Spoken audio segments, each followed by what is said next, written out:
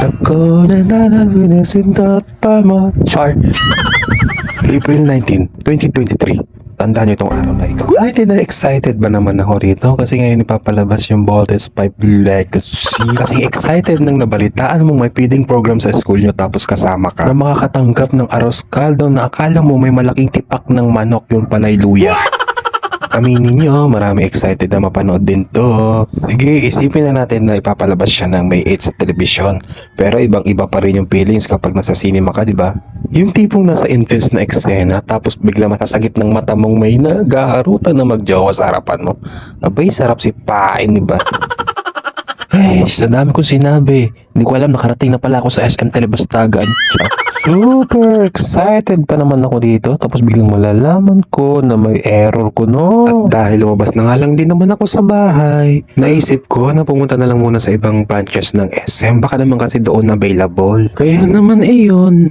Dali-dali din akong pumunta sa SM Clark. Siyempre hindi tayo sumuko mga buddy. Hindi tayo pinalaki ng sex bomb girl para hindi lumaban. Katuwa ko naman, namit ko pa tong si Captain America tsaka si Thor na rebulto. Pero binawi din ng lungkot nung malaman ko na hindi rin pala available sa SM Clark tong Voltes 5 Legacy. Aruy! Kaya naman nilubos ko na lang, gumala-gala na lang ako tapos kumanta.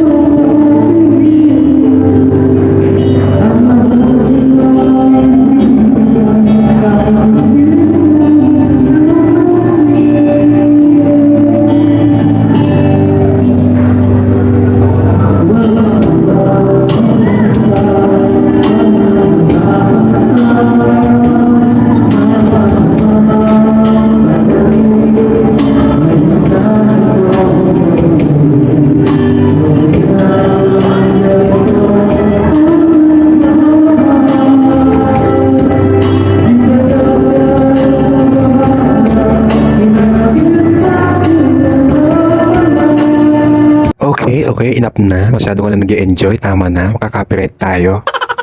After yun, ayun, nagpaka-bitchesa na lang ako dito. Nagpapanggap na mayaman. Ako may drinks, kayo wala. So weird.